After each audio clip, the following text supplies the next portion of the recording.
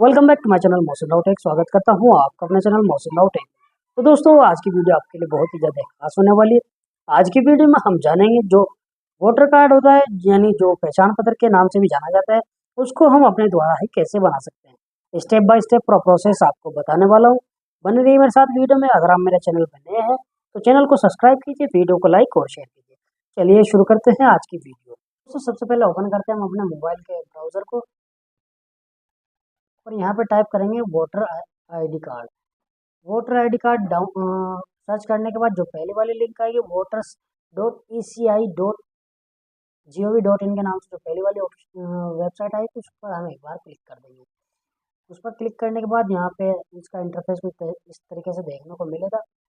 हम यहाँ पे जो मैं आपको स्टेप बाय स्टेप प्रोसेस का बताऊंगा, इसमें कुछ ऑप्शन दिए गए हैं जिनका हमें बारीकी से पालन करना है और उसकी डिटेल फिल करनी है।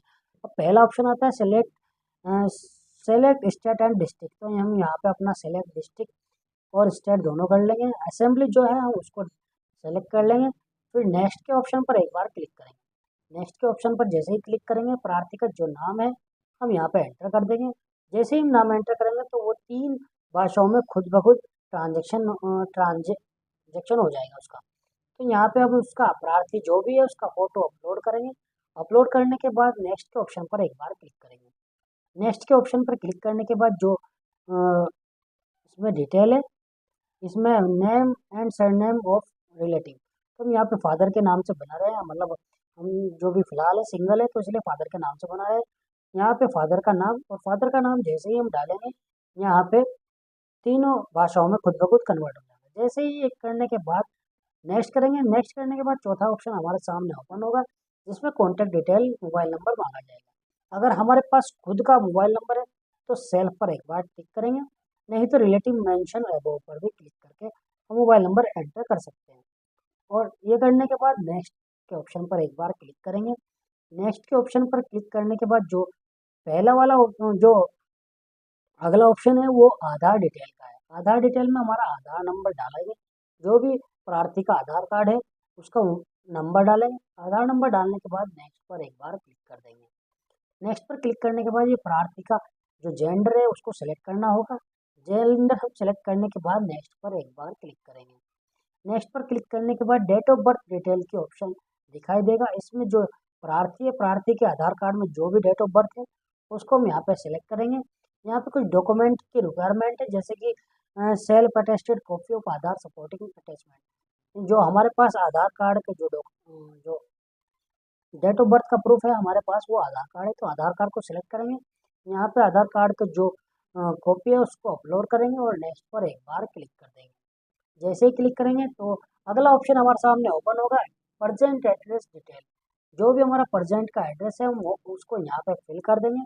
फिल करने के बाद जो ये एड्रेस है, एड्रेस पे खुद ब खुद 3 भाषाओं में खुद ब खुद ट्रांसलेट हो जाएगा। यहाँ पे जो हमारी पोस्ट ऑफिस लगती है, पोस्ट ऑफिस को एंटर करेंगे। पिन कोड सहित हम यहाँ पे अपना जो डेटा है वो एंटर करेंगे। अब यहाँ पे डिस्ट्रिक्ट सेलेक्ट करेंगे। डिस्ट्रिक्ट सेलेक्ट करने के बाद जो हमारा स्टेट है वो उत्तर प्रदेश पहले से ही सेलेक्ट किया हुआ है। अब यहाँ पे एक ऑप्शन दिया गया है document of proof of resistance. आपका जो निवासी का प्रूफ है वो क्या है, तो हम यहाँ पे आधार कार्ड को ही सिलेक्ट करेंगे। आधार कार्ड को सिलेक्ट करने के बाद प्रूफ ऑफ रेजिस्टेंस में आधार कार्ड की जो कॉपी है उसको अपलोड कर देंगे। अपलोड करने के बाद नेक्स्ट के ऑप्शन पर एक बार क्लिक करेंगे।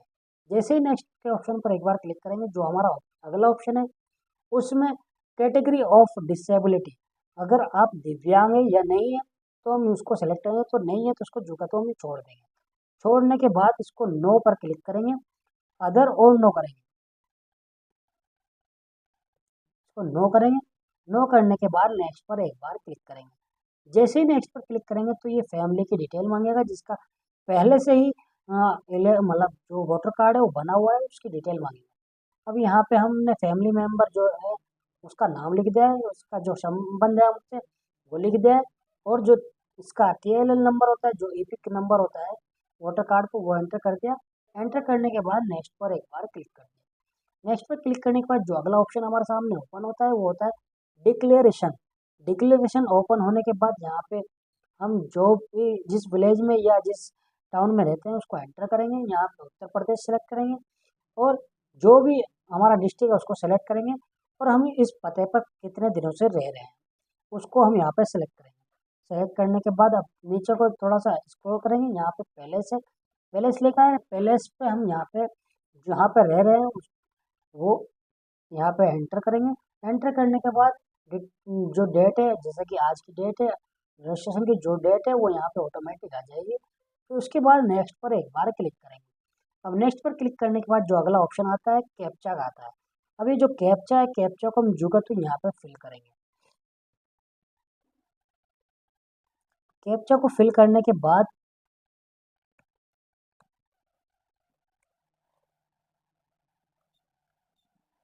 सेंड ओटीपी पर एक बार क्लिक करेंगे।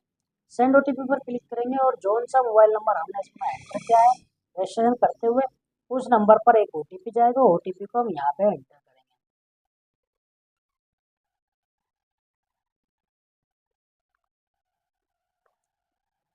ओटीपी एंटर करने के बाद प्रीव्यू एंड सबमिट का ऑप्शन दिखाई देगा, इस पर हम एक बार क्लिक करेंगे और जो भी डिटेल हमने इसमें फिल किए फॉर्म में वो हमारे सामने ओपन हो जाएगी और हम इसको यहाँ से चेंज भी कर सकते हैं। तो हम यहाँ पे एक बार इसको क्रॉस वेरीफाई करेंगे कि अगर हमें कोई डिटेल लगता है कि हमने गलत फिल किया उसको हम इसको चेंज कर सकते हैं। अब ये जो भी डिटेल हमने फिल किया सब कुछ यहाँ पे आ जाएगा। अगर हम इसको चेंज करना चाहते हैं कीप एडिटिंग पर एक बार क्लिक करेंगे और उसको चेंज कर सकते हैं। और अगर हम सब कुछ ये सही है तो हम यहाँ पे सबमिट के ऑप्शन पर एक बार क्लिक कर देंगे। सबमिट के ऑप्शन पर क्लिक करने के बाद अभी show you want to submit this form के नाम से आपके सामने लिखा आएगा, इसको यस करेंगे और यस करने के बाद यस करेंगे और जैसे ही यस करेंगे जो हमारा ये रजिस्ट्रेशन है वो सक्सेसफुली हो जाएगा। तो इस तरीके से दोस्तों आप अपना जो पहचान पत्र है वोटर आईडी कार्ड है वो अपने द्वारा ही बना सकते हैं।